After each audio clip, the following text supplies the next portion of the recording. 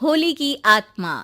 बचपन से शहर में रहने वाला मनोज इस साल होली की छुट्टियों में अपने गांव दुर्गापुर वापस आता है, जहां उसे देख पूरा गांव खुशी से झूम उठता है।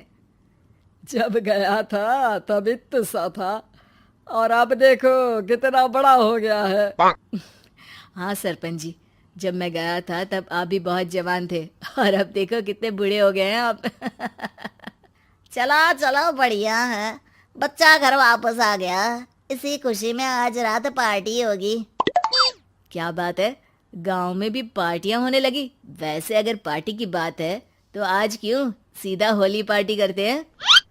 होली पार्टी की बात सुन चहल पहल में अचानक सन्नाटा छा जाता है, जिसे देख मनोज को कुछ अजीब लगता है, लेकिन तभी सरपंच बात पलट देता है। अब बहुत देर हो गई, चलो सब अपने घर चलो, पार्टी के बारे में कल सोचेंगे। मनोज भी मम्मी पापा के साथ घर आ जाता है, पर होली पार्टी और उस पर पूरे गांव की खामोशी वाली बात अभी तक उसके जहन से निकलती नहीं। पापा, होली पार्टी की बात पर सब चुप क्यों हो गए थे? अरे होगी उनकी कोई अपनी बात। मुझे गांव की पंचायत ही थोड़ी पता है। थक गया हूँ, चलो सो जाते हैं, कल बात करते हैं। पापा की बात मानते हुए मनोज भी सोने चला जाता है।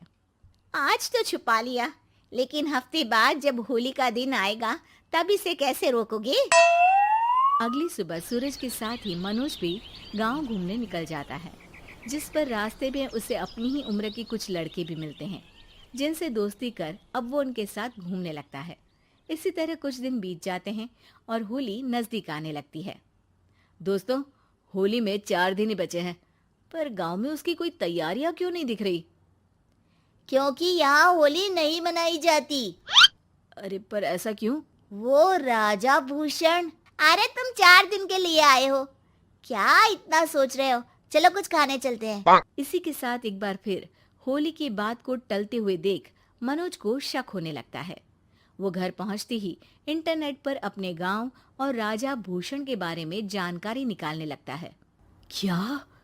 मुझे आज तक ये नहीं पता था। ऐसा कैसे? किसी ने मुझे कुछ बताया क्यों नहीं? सारी जानकारी लेने के बाद मनोज गांव वालों या अपने मम्मी पापा से कुछ पूछे बिना खुद ही उसकी सच्चाई के बारे में छानबीन करने लगता है, जिसके चलते वो राजा भूषण की हवेली में पहुंचता है।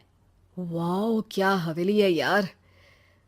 पर क्या यहाँ सच में कोई भूत है? हेलो भूत जी, कोई है क्या? हम इस साल गांव में होली सेलिब्रेट कर रहे हैं, क्या आप उस पर थोड़ा इंटरव्यू देंगे?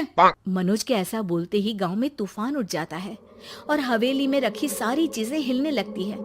एक अदृश्य शक्ति मनोज को धक्का देकर हवेली से बाहर निकाल दरवाजा बंद कर लेती है। ये सब देख मनोज हैरान रह जाता है। क्या अभी मुझे हवा ने धक्का देकर बाहर निकाल दिया?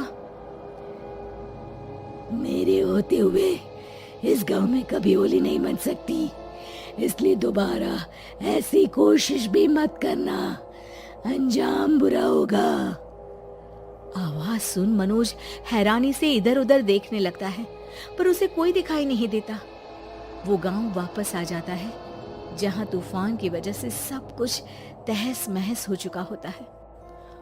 आखिर ये तूफान आया कैसे? ना ऐसा कोई मौसम था और ना ही हमने होली का त्योहार मनाने की बात की थी। सरपंच की बात पर कोई रिएक्शन दिए बिना मनोज चुपचाप अपने घर चला जाता है। इस तरह देखते ही देखते होली का दिन भी आ जाता है और मनोज रंग लेकर गांव में निकल जाता है, लेकिन गांव पूरी तरह खाली होता है। अरे त्योहार का दिन है, धूमधाम की जगह मातम क्यों मनाया हुआ है? मनोज की आवाज सुन सब अपने घर की खिड़कियां खोल के घर के अंदर से ही उसे वापस जाने के लिए कहने लगते हैं, पर वो किसी की नहीं सुनता। तुझे पहले भी समझाया था, अगर होली खेलने की कोशिश भी की तो अच्छा नहीं होगा। अरे बात मान लो बेटा, तुम्हें सच नहीं पता। मुझे सब पता है। सालों पहले इस राजा ने एक अंधविश्वास फैलाया और आप लोग आज तक उसे मानते आ रहे हो। अरे बेटा, जब तुम पैदा भी नहीं हुए थे उससे भी बहुत पहले से इस गांव पर होली का श्राप है। अगर गांव में होली का त्योहार मनाया जाता है तो प्रलय आना पक्की बात होती है। राजा भूषण इस सब में नहीं मानते थे और त्योहार मनाने लगे, जिसके चलते होली वाले ही दिन पहले उनके बेटे की और फिर उनकी मृत्यु हो गई। तभी से गांव की रक्षा के लिए उनकी आत्मा उस हवेली में रह रही है। सबकी बातें सुन मनोज उलझन में पड़ जाता है। सोचना भी मत मनोज, अगर तुमने इस परंपरा को तोड़ने की कोशिश भी की तो उसका परिणाम इस गांव और गांव के लोगों के लिए अच्छा नहीं होगा।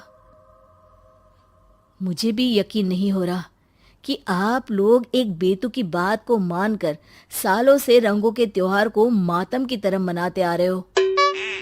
मनोज किसी की कोई बात ना मानते हुए पूरे गांव में रंग बिखेर देता है, जिसके तुरंत बाद वहां तूफान के साथ बिजलियां गरजने लगती है। अचानक मौसम में ऐसा बदलाव देख जहां मनोज कंफ्यूजन में आ जाता है, वहीं गांव वाले डर से सहम जाते हैं।